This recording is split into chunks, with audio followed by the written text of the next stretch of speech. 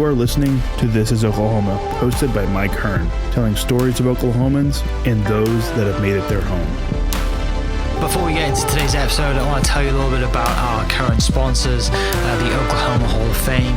As you well know, if you've been following This is Oklahoma, they've been a huge part of this podcast. So this podcast is presented by the Oklahoma Hall of Fame, telling Oklahoma story through its people since 1927. For more information on the Hall of Fame, go to www.oklahomahof.com and follow them on Instagram for daily updates at oklahomahof. Also, for the podcast, a new sponsor, RCB Bank. The home market is booming and RCB Bank is here for you. If you're in the market to buy a home, a mortgage pre-qualification will make the process much easier. Talk to one of our mortgage professionals today. RCB Bank, that's my bank. With approved credit, terms and restrictions apply. Member FDIC, equal housing lender, RCB Bank, NMLS 798151. What's up, guys? Welcome back to another episode of This is Oklahoma. Mike Hearn here, host, back with another episode down at the Bedford studio today to talk I'm building culture, to talk some building, talk some structural stuff. Austin's with me, founder, I guess, and owner of Building Culture.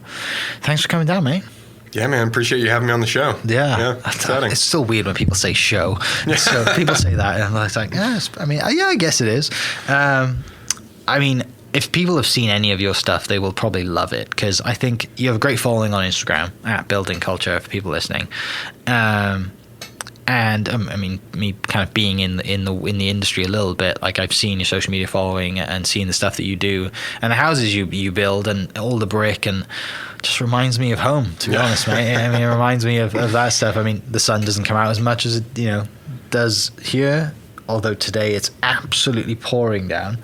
But tell people, for people listening, tell them, like, when someone asks you, what do you do? What do you tell them? I actually try to use the word. I just say I'm a builder. Yeah, and that's really hard in this day and age. You don't really know what that means anymore, because everything's so hyper specialized. Yeah. You've got the developers, and you've got the designers, who are the architects, and you've got the GCs, who are the managers, and the subcontractors, and kind of like the idea of just being a builder is dead. Yeah. And so I just like calling it, I'm a builder. I design my own stuff. I GC my own stuff. I know how to do some work. I don't do that much hands-on labor anymore. I just kind of see that as a more holistic profession. Yeah. Well, okay, you're a builder, but you don't build the same stuff that everybody else builds. Right. Yeah. Where does it start? Where does it where do you get the passion and think that I'm going to build? Are you building sandcastles on the beach when you're a kid, and then that just evolves into Lego, and you just continue going? So now we're trying to get. It's kind of weird, because I started off my career very conventionally. Okay. In terms of, I went to school for accounting, graduated, worked for a big accounting firm in Houston, KPMG I made a whole year and 3 months, but I did get my CPA license at that time, and then couldn't take it anymore, so I left. Learned all you needed to learn. And so just to quickly go over, moved to Panama, kind of trying to find myself type thing. Okay. Was introduced to traditional urbanism, new urbanism. On your own? On my own. Okay. Yeah. And this is back in 2013. Yeah. Then went to the Peace Corps. Yeah. In Uganda, which is where I met my wife, and she's from Pittsburgh. So when we moved back, I had met a guy along my travels who was experimenting with mass wall masonry. Okay. That was actually in Panama. He's from the United States. And so I was introduced to traditional urbanism, and I grew up in the suburbs of Houston. So when I say traditional urbanism, I get that doesn't probably mean much to many people, though I would think it probably means something to you when you look at how Oklahoma City or Tulsa or wherever around here is built compared to what city are you from? I'm in Yukon. Okay. Well, no, I mean like in the UK. Bridgend. So okay. Just Cardiff, like the pedestrian-oriented, walkable, mixed use, mixed income, cities as places, cities as spaces, thinking of our buildings not just as individual things, but things that create space, the civic realm, getting excited about building, and then just the concept of how it can shape how people go, how people live, how people function, how society functions. And then looking at the United States, like you're talking about where you're from, building this way, so many buildings all over the world and around Europe are hundreds of years old. Yeah. And in the United States, if something makes it 100 years, we're like, oh my God, this is amazing. Yeah. This is such a historic building. Oh yeah. It cracks me up. Yeah. And I would largely describe our building culture in general in the United States as, kind of a disposable building culture. We can get into that later. I don't mean everything is bad. I just mean right. And so that's really the concept is like, okay, what are the oldest buildings in the world all built out of? They're built out of mass wall masonry. And mass wall, I know, like for people listening, that just means, when you see a brick house or stone house in the U.S., like really you're looking at some 2x4s with a little layer of brick on the outside, which is very different than mass wall, where the entire wall is just one mass wall of brick or stone. And so really it's just about how thick it is. I use the words that mass wall is it's when you're using masonry in wide enough ways that it becomes self-stabilizing, self-supporting. Right. It's like stacking up Legos. If you just stack up one, it's really flimsy, but if you stack up 3 or 4, it's very substantial. Yeah. So, building things that last. That's kind of the inspiration behind it. We've got to go back and talk about going to Panama and everything else. Okay.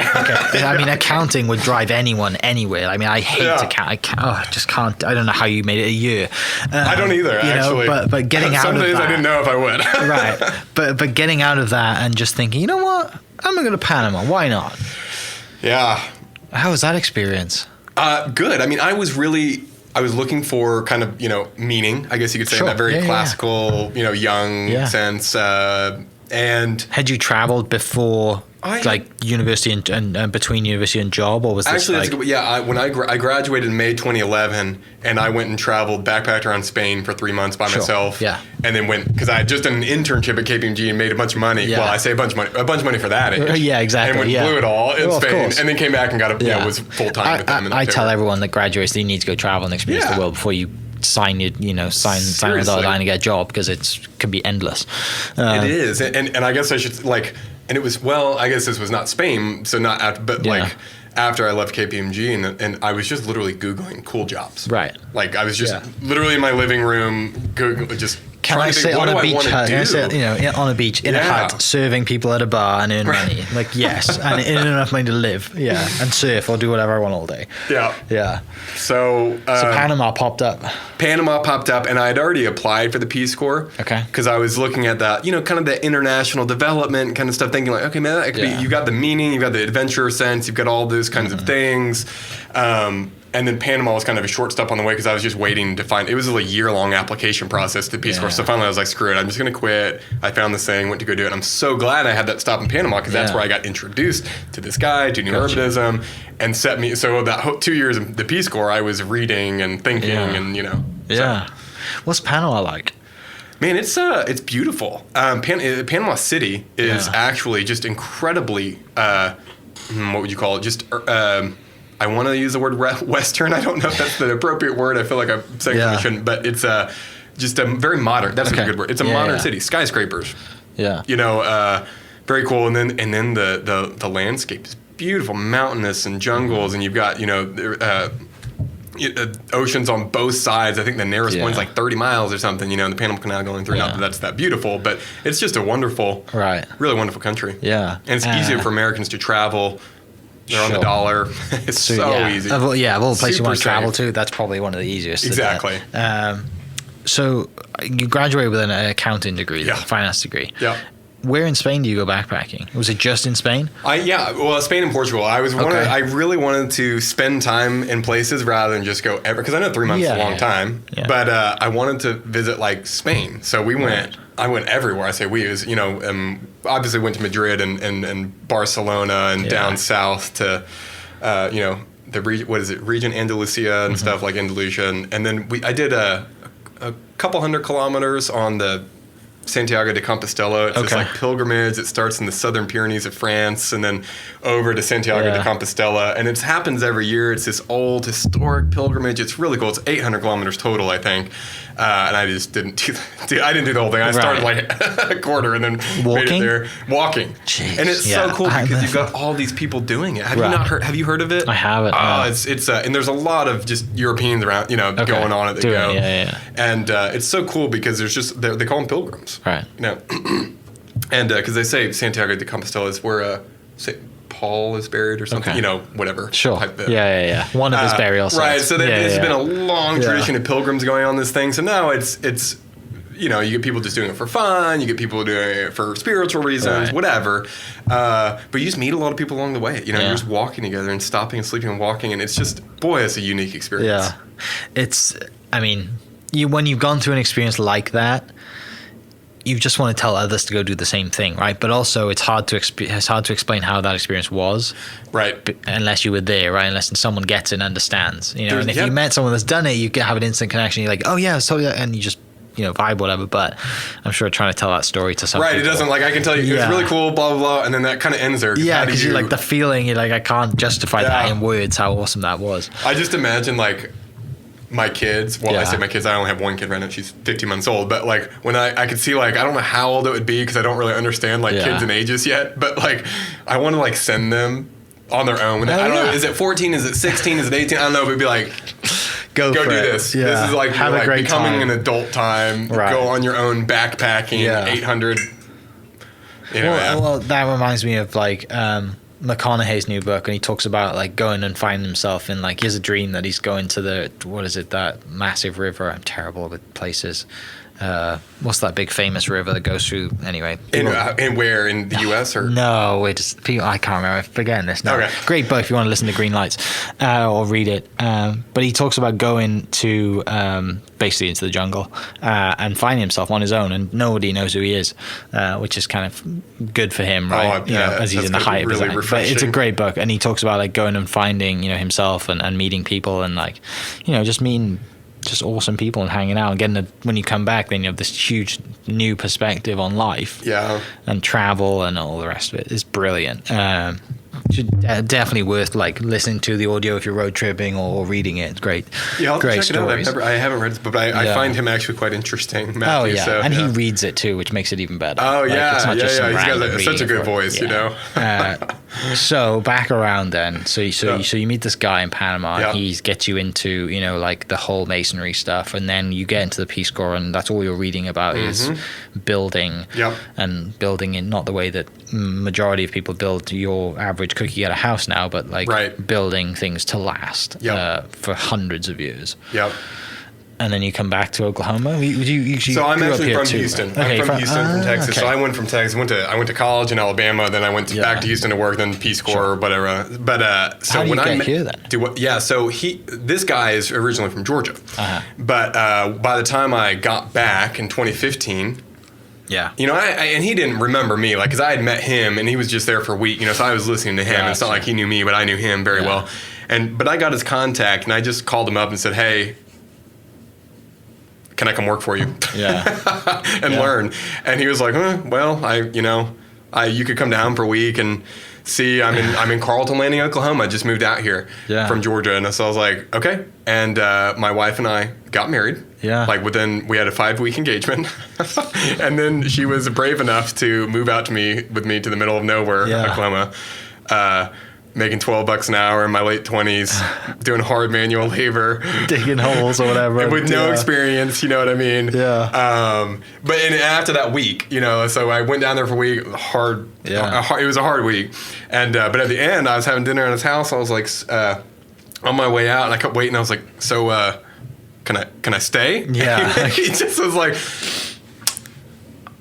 yeah. And I was like, can you pay me? Yeah. He said something like $12 an hour. I was like, great. I was excited. Just like, I didn't know if he'd be able to pay me anything because I was coming with no experience, Yeah. But he had already had one apprentice, so it's been his mission to train other people to go off on their own, So I did my 2 years with him. At Carlton Landing. In Carlton Landing. Yeah. And I mean, just learned a ton when you're immersed in that. When you're immersed not only at work, but you're also into it, like intellectually, everything. So when I wasn't working on the job site, I was home teaching myself how to design. Right. Every weekend was like all day. The engineering side of things, how things go together. Just designing, and engineering, all that, like all of it. Yeah. Just I had to teach myself to design software, stuff like that. So that's what I spent my 2 years.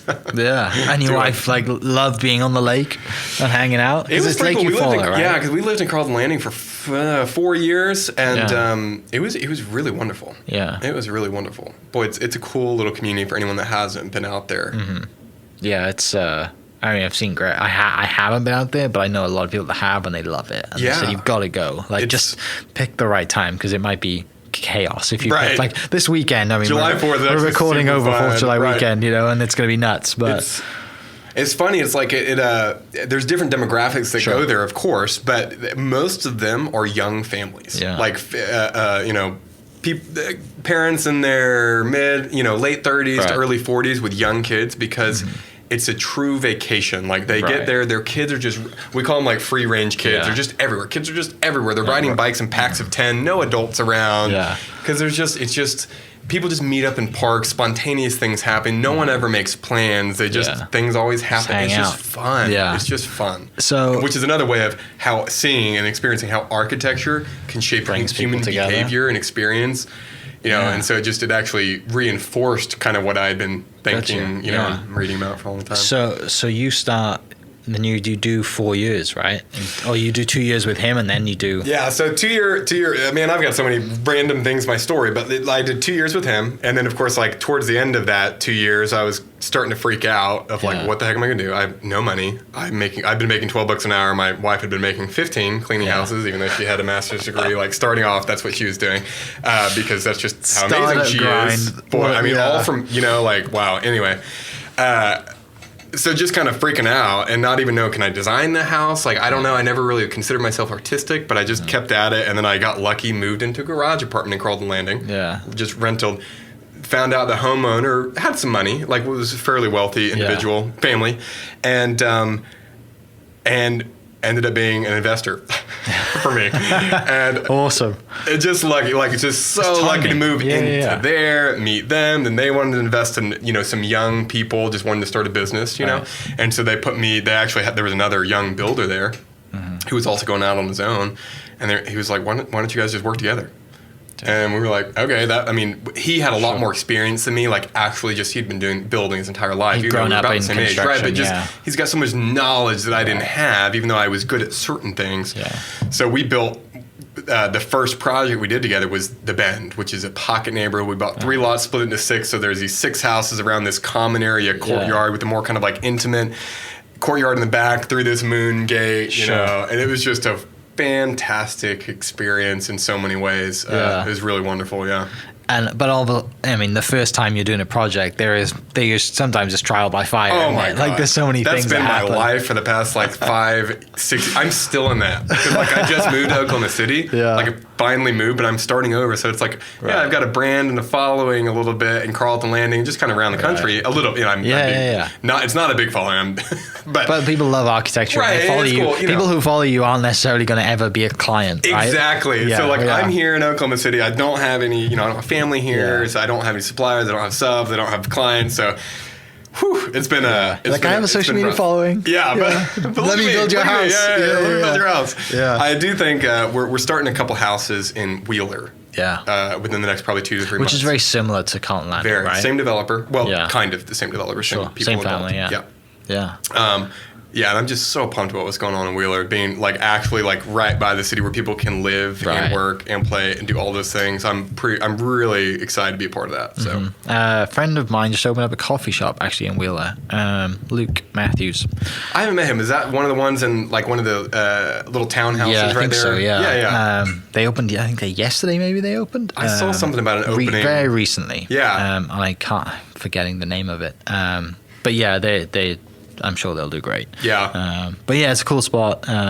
You're right. You can do everything there, right? Everything's within walking distance. You can ride your bike wherever you want. The trail's right there. Right. Compared to what it used to be, just an old runway. Right. And it's going to change so much. It's really hard. If people go there now, there's, I don't know, what is there, 100 houses? I don't even know how many houses there are. But, it's going to change so much over the next 5 years. Because right now I get that it still kind of feels a little bit like a construction zone because there's just so much going on. But in another year, they're going to be done with this core area. And it's just going to be a really cool place to hang out. So you're on your own. You do your own project. Does your wife now not clean houses and she has a job? She takes care of the baby now, I assume, right? Yeah. So just other stories of people, you could call it luck or whatever, being blessed, great whatever. Timing. But Sarah moved up pretty quickly from cleaning houses to managing the rental program, then started her little grocery delivery business, then ended up in event event planning for Carlton Landing and marketing. So that's what she's actually still doing. Even though we don't live there now, she's still doing the social media. Great. All that for Carlton Landing. So it's really great to be able to keep that connection. And you still building up there as well? I'm just finishing that last house, that tower house I'm showing you. That is it. And I saw that and I thought that was a church. I looked at that and I was like, that looks like a church. Like something from back home that's been there for 1,000 years. Right. Like, who's moving it? Who thought, you know what, I want a tower in my house? And then when you get that idea, I was like, I can do this. Sure. I was so excited. Actually, the homeowner or the clients, they're from Oklahoma City, really, really just amazing. The best clients I've ever. They're just amazing. And they were just passing by when I was actually working on this house right here. Yeah. Wasn't even near done. I was caulking a window or something. They walked by and they're like, "This is cool." Walking around talking, and they're like, "We want to build on the lake." And they just went from there. And I designed something for them. They're like, "That's cool. Let's do it." I was like, "Really? Let's go." I put a tower. I think they might have mentioned a tower. Yeah. But, I definitely pushed the tower. You add an extra couple of floors. Yeah. I'm always trying to get people to build a tower. I want an observation deck. I'm going to put you so no one else can see it. Right? You can look in over everybody. Dude, you can put a bat tower anywhere. Yeah. In Scissortail Park, one of my dreams would be let me build an 80-foot brick tower. That'd be awesome. With a bell or an ever-burning flame. I don't care. It'd be so cool. Awesome. Yeah. So that's almost done. It is almost done. They're actually kind of in there on the weekends and stuff. Sure. We just got little punch-out items. Yeah. And then that whole road is just under construction with lots of other houses. It's kind of a mess down there at the moment. How many bricks are in that house? That's a great question. 160 or so. 160,000. Yeah. 160. Everyone's like, what? 160. No. Yeah. So 160. Yeah. 160,000. Where are you getting these bricks from? I get brick from different places, but a lot of these brick I'm getting out of Denver, unfortunately, because I would love to do local brick. I'm all about buying as much local material as possible, but to be perfectly honest, the brick coming out of Oklahoma, it's expensive. Sucks. Yeah. It's cheap. Yeah. But sucks. Quality's not good. The quality's not good. And it's not about, I don't mean that, I'm just, it's not about the quality in terms of is it durable or strength. I just mean the way it looks. Got you. Okay. Because this stuff looks beautiful. Right. This does not look like it's come from the US. It's the closest thing you can get to what would be a reclaimed brick or something like an old brick. And the thing that makes them different, and I know I'm kind of getting into details about this, but what makes brick is the size to fit the human hand. Okay. So it's made out of the clay, the material that humans have been walking on, digging our hands in since the beginning. Yeah. So it's this very human material that we're very familiar with. And then you've got this hand-sized material, all, an entire house of 160,000 brick laid by hand, each one a little bit different, a little messy. So you walk into these buildings and they just have this human feel to them. They're sculpted. But the other thing I tell people about brick is prisons are also built out of brick. And it's funny how quickly it can go from feeling human and warm and comforting to sterile and oppressive. Dark and cold. And it's all about the type of brick you use and how you lay it. If you get perfectly extruded brick with all these perfectly sharp edges and you lay all your mortar joints perfectly, it suddenly feels very sterile, oppressive, prison-like. No culture to it. No character to it. Right. And then so what they do, trying to make the brick look a little bit better, they basically put what I would say paint on them. Okay. And so then that finish actually has kind of a fake look to it, and I get that most people wouldn't have the same eye that I would have for it. Sure. But I still think it has a feel, even they might, they would still, it still gives a different feeling. Right. So these brick are basically fake patinaed. Yeah. Yeah, that makes sense. And they've even got a little bit of a shine to them. And then, the edges are kind of sharp and they try to make them look tumbled. It's just not, it's not the real thing. It doesn't look quite right. When I did see that, you mentioned reclaimed or reused, I thought that, there's a potential here that you'd brought some, you've had stuff shipped from Europe over here. Oh, yeah. That's not cheap. And I'm sure one day you might have a buyer that says, I have truckloads in Italy for you to bring over. I'd be happy to. It'd be nice, wouldn't it? But no, you're right. It's got to look the part, isn't it? And it's going to stand the test of time and be there for forever. And it looks, just going through the Instagram at the moment. Yeah. But and we'll use really cool. reclaimed brick too. We're getting some probably out of Kansas for this upcoming project in Wheeler. But part of the thing is with new brick is not because you can control the quantities and the logistics and stuff. Versus reclaimed, So it's just a little bit more difficult sometimes. Was it tough last year getting brick? Not too last year, but this year now it's getting really hard. Prices have gone up a little bit, not nearly as much as lumber has. Okay. Just a That's little good. bit. It's actually Yeah. more about like, but the lead times are ridiculous. Yeah. It's making like, it used to be like a 4-week lead time to get it, which was already long for brick, just because I'm going to have a number. Right. Now it's 12 weeks. Yeah. Makes planning really hard. Yeah. I'm not a planner either, so I would struggle big time. Yeah. Looking through the Instagram, what I absolutely love is the archway that you've done. Is that in your backyard? That's in my backyard. That's Okay. in Linwood. So May and 21st. Because I saw you, like, I think I was following you when you were like showing the process of building this. Yeah. And it's just a project, right? I was Were you just like, I'm messing going to do around in my this? backyard, Yeah. yeah. And the other one was like the full circle that you have somewhere. Yeah, that Where one. is that? That's just the on- moon gate. It's probably down. There it is. Yeah. I mean, to make a full circle look that, I mean, it is like a legit full circle out of brick. Yeah. That's not easy to do, right? It's actually not as hard as you would think. It took me Really? thinking about for a little bit, like Yeah. to figure it out, because there's no one to ask on these things. Well, yeah. but it's actually not that hard. Like, Yeah. I'm not kidding that someone I could work with someone for probably 2 days teaching that I've never laid a brick teaching them how to before, do it. and they could do it now. It wouldn't look as nearly as clean Yeah. or nice, you know what I mean? But Yeah. they could do it. And so actually one of those other looks ones good. that's up on the Instagram a little bit, that's kind of just the half Roman arch. Yeah. It's right. This one, is No, it? not that. That's my backyard one. Up a little more. That one. Okay. And it's not finished yet, but this was 3 Notre Dame students, architecture students that came down this Yeah. winter.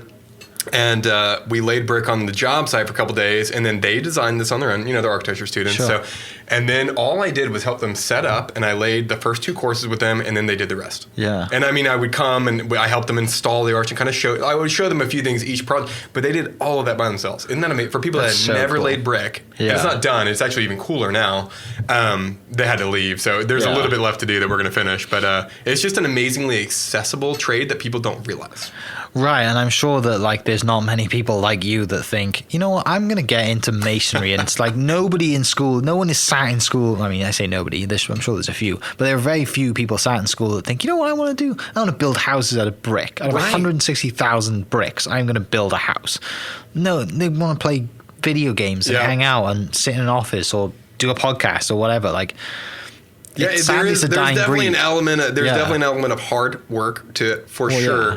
But part of it, I think, too, of just in the U.S., the craftsman being kind of dead. And so, like Yeah. when we look at all, it's really hard to be inspired by architecture or even inspired to be in building because most of the stuff we're building just kind of sucks. Well, no, you're Versus, right, it does. if Like, we every lived house in a looks the culture same. that had these beautiful historic buildings, and you get to be a part of that, and Yeah. society treated it as something important. I think you would have a lot more. Although I would say, like, our generation and younger, I do in some ways see like the craftsmen kind of coming back that desire in young people to be Right. hands-on, especially. I know some girls that are in building, Yeah. but largely speaking, I get reached out to by young men, Yeah. in their 20s or something. so And it's they're coming really back. interested in what I'm doing. And, Yeah. and I get asked all the time, and I want to take on more apprentices. I just can't right now because I'm not in the business. Well, it's good that you're not struggling to find people. Yeah. Doing Oh, bit. I mean, I see why. I mean, because that is creative, that is cool. Everything you're doing it, and people listening, we're just scrolling the Instagram page. Yeah, it has meaning to it, and You're that's right. what they're attaching to. But it's not. It's total opposite to building your average house. That's in a Right. When you neighborhood just got that's a the same brick crew house that's on the showing street. up, and they're not Yeah. really brick. We don't really have masons anymore. We have Right. brick layers. Yeah. Where the building's already there, and you're just throwing it up real Yeah. quick. The veneer on it, Right. and you're done. It's much more difficult to keep something building it out of the ground. Right. The building's not there. There is no Yeah. window that you're just laying the brick around. It's Yeah. this thing, and it's so cool to see one of these sites under construction because it just kind of slowly comes out of the ground, and it's beautiful through the whole process. Great time lapse content. Oh, it's amazing timeless. I've been meaning to do it. Oh, I can't believe I haven't. Yeah. I need to do it. I really need to do it on this. I should probably do it on this Wheeler build. But because it's cool. With everything you doing this, right? Every project's probably different, and you get to like push the creative juices. Yep. What do you want to do next? I'm sure there's a long list. Oh my God, there is so many. So there's a lot of like lost art, in masonry, and so one of them. Yes, every project's different. So I have a lot of interest just overall in infill development and building not just homes but public spaces and civic spaces. So I'm not actually kidding I would love to build some really cool architectural piece in Scissortail Park or something, or even that Moongate, for example, is so interactive. You wouldn't believe how many people come by to take prom pictures, take wedding photos. Kids always try to like run around it like Sonic the Hedgehog kind of thing, and just kind of bring like that to Oklahoma City. I would really love opportunities to do that, and then too like vaulting and domes, like all these Europe where you've got these just beautiful like groin vaults and stuff where you just don't see the real. You see faux things now. So there's a guy in Mexico that does some really cool vaulting that I really planned. I hope to take a trip in the next year or two and go down and work for a few weeks and learn. That would have been my next question was, because the social media is great, right? You send someone a message that's in a different country and say, hey, like I'd love to come out and learn from you. It sounds like you know where you're going. I'm dead serious. I'm not even kidding at all. Like when I kind of get a chance where I'm like, okay, I could go away for a few weeks. Yeah, well, I want to go down with a couple of my team members. And the good thing is that your wife, you can do marketing from a laptop anywhere in the world. Yeah, exactly. Take the little one. Yeah. So that could be a pretty fun trip, and then to bring that back to the U.S. You know what I mean, and here to Oklahoma City. Oh, it'd be so cool. Well, and also because like people who don't travel that much, sadly, that's a majority of people, they don't get to see this, right? Or if they do, they get to see this in Europe, around the world. They definitely don't get to see it in Oklahoma. So that when you bring it back, it's so unique here that it stands out and people see the value in it. It does, right. It really does stand out here. And boy, I mean, like, I think one of my dreams is to build like a coffee shop, wine bar kind of thing that's, most of the coffee shops in Oklahoma, you got some really cool stuff, but they tend to be like brighter and more modern, which got me wrong. I like bright and modern things too, but like I want to do that like kind of speakeasy vibe, like and have a downstairs basement with this barrel vaulted ceiling, wine cellar type thing, cozy. You know what I mean? Like a Prohibition era type feeling of just that cool, intimate library type feel, dark brick. There was a nightclub we used to go out to back home, and it was like you'd go down 3 flights of stairs, and it was like vaulted ceilings, like the dome ceilings. Yeah. And I mean, if you were over 6 foot and you jumped, your head might hit the roof. But it was the sound down there was amazing too. I had a lot of good nights out down there, actually. It was it's like a dungeon, isn't it? Like, it's so much fun. That's what I want to do, Such a great scene. That's what Oklahoma City needs. Yeah, it does. I mean, and you're right, like there's an abundance of coffee shops in Oklahoma City and in Tulsa and around the state, but I don't know of many that would be like that, wouldn't it? It'd be so cool. It really would. So then I imagine having that, and then like my offices next door in a warehouse with traditional building materials and host workshops, teaching apprentices, teaching timber framing, doing, showing people how to build a little garden arch, every once in a while. So that's kind of my dream. So you obviously you moved down here trying to build business now in Oklahoma City, doing, you're living in Linwood and historic areas. Thankfully, there's some good areas in Oklahoma City to build in. Do you want people to like, obviously you want to build houses for people, but you guys do renovations as well, right? Historic stuff, just existing buildings and obviously backyard arches too. Yep, we do. Yeah, so we do, renovate. Like we're doing one, and we've done a couple we're about to do a new one in Mesta Park. Typically they're bigger renovations. Like I don't really do like a bathroom. Well, that's just not real, but like whole home renovation, we're like gutting it, redoing it. And I don't mean gutting it in terms of turning it into something it wasn't before. We always like to respect kind of the historic nature of the home, even if we're redoing it. But I love doing renovations too, because some of these old houses are really amazing in Oklahoma City. And they've had really terrible design. Like someone's gone through them. Taking them back to what they were is what you need to do, right? Right. Because someone has come through and gone, I can cover all these beautiful brick walls in something, and they're just like banging your head against the wall. Yeah. Why? Yeah. Exactly. I mean, if you're watching the video, that's what. The guys took the plaster or whatever, concrete plaster, I think is what it was, that was off the wall. So now we have a beautiful brick background. Well, mate, thanks for coming down. I'm going to put another couple of questions in because I keep forgetting to do this. I've done this a few times recently. I did it a long time ago, and I'm bringing it back. Quick fire round. Bit nothing to do with the business, but just bit normal stuff. Okay. Favorite date night spot in Oklahoma City? God, we got here when there was COVID and we had a new baby, so I literally don't have one. We went up anywhere where we're going where the baby's not there is the best day. We love our baby. Oh, actually, Palo Santo. What's that? It's a bar, And I know it opened right at the beginning of COVID. It's right by the farmers market stuff by Central Park. It's super cool and fantastic cocktails and drinks. And we went there. I've been there twice now. Yeah. I think those are the best cocktails I've had in Oklahoma City. Favorite movie? You don't strike Inception. me as Inception? Yeah. Because you can watch it a million times and not know what's going on. But what are you listening to at the moment? Music or podcast? Could be anything, yeah. I listen to a lot of podcasts, honestly. Joe Rogan, Jordan Peterson, Sam Harris, This is Oklahoma. Thank you. I don't want to laugh too hard. I'm not kidding. But right. yeah, I'm serious. Yeah. And then last one, if you weren't doing what you were doing now, and life took a different turn, what do you think you'd be doing? That's a great question. Actually, I have a pretty specific answer. I would either be a journalist or probably somehow get into like the food world. By food, I mean like growing food and another industry that I see that could use. Do you have a garden at the house? We actually did just start a garden. Yeah. And it's super fun. I love it. It's weird. I'm like a little kid. I'm like, oh my God, I can't believe this tomato's growing. It's just, I did just that. amazing every time. I did right. that. It's so exciting. We ate kale the other day. I've never been so excited to eat kale. You know, I'm just like, this is so. My wife has wanted to do it for a long time, and I just keep like putting it off because we are not green thumb people at all. And I know she's very busy, and I'm not compared to her. And I know I would be the one taking care of it, and I don't want to do it. Yeah. So it's not going to happen. I do get that. For some reason, do you have kids? No, 2 dogs. Okay, so that I had zero interest in a yard or a garden ever. I thought I would never own one. Then we had a kid, and I don't know why. I was like, I suddenly was out in my yard, and now you're competing with the neighbors on your grass. I don't know what it is. I'm like, I literally care about my grass. I like rented one of those aerators and like aerated. I'm overseeding. I'm like, I am turning into full dad. I'm not even meaning. I don't know what happened anyway. So I don't know if it's something biological. Life. That is life, and it's really I mean, right now it's super annoying because my neighbor is not on the same mowing schedule that I am.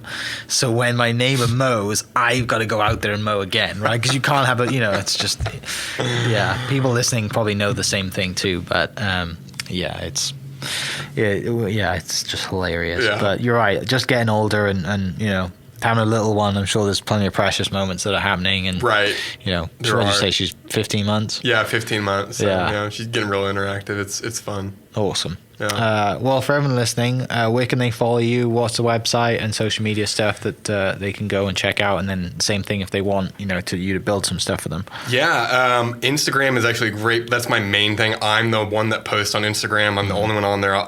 If someone's messaging you or commenting, it's me. So Instagram, that's where I put almost all my stuff. Then my website, that's at Building Culture. The website is www.buildingculture.com, and you could fill out a contact form there, direct message me on Instagram. One of those is the best way. Honestly, Facebook and these other ones, I just don't have time for them. I think I have a Facebook page. I haven't figured out. That's how there's so many now, and now too. there's like Snapchat, and you're like, I don't know what's happening. TikTok. I haven't got into that yet. TikTok I'm basically Pinterest maybe a little bit, and then Instagram. Yeah. Instagram and website. Awesome. I went last one then. And we'd love to build because I just thought of this. If you could build any building, where would it be and why?